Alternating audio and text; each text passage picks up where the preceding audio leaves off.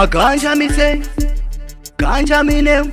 Tiri mamu HBK, a KCK. Muri say de pa ABK. Mfana anunzi ganja we. Adoro wa steri kumpano we. Indi, ampampana gagagaga.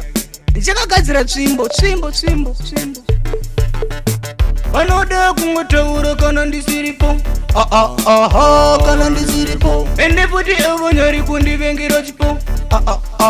Kundivengira chipo. Kusida kusasida ndo story po. Ndo story po. HBiri zangu mata kudasko. Chakudasko. Andauya nembiri yose kumastaff. Skiri rangu ndiro rekusimbisa machef. Rambai muchishanda musatombotura beef. Mukabata mari mobva matenga chikafu. Akuru vadama muperi mwe is enough. Waresvera mumwe chibva watomuti tafu. Ameno kuti ndiani ari kutanga rafu. Simbisai marasta vane one love. Vanoda kungotaura kana ndisiripo. Kana ndisiripo. Ende futi evonyari kundivengira chipo. Kundivengira chipo. Kusvida kusasvida ndo story po. Ndo story po. HBiri zangu mata kudasko. Takudasko. Tanza ridi hondo saka pana noisano. Enda pazi pecho kuti kusvike irwendo. Vanhu vachifara sevakadzi pamukando. Dance bless sana kozi winda ine chando. Tochienda mberi nekutomora mazano. Zvakuyenda zvoga kunge chibaba na paundi. Tochitora dzose bonde yosakana paundi.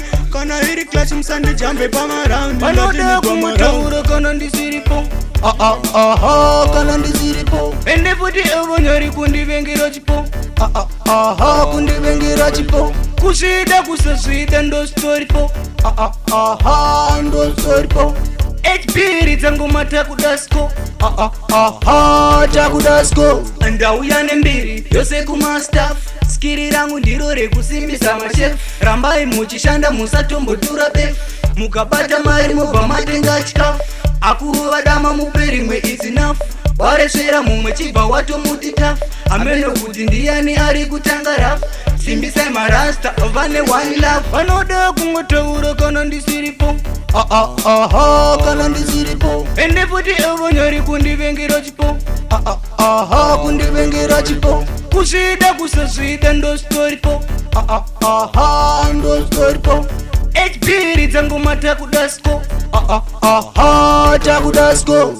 Production.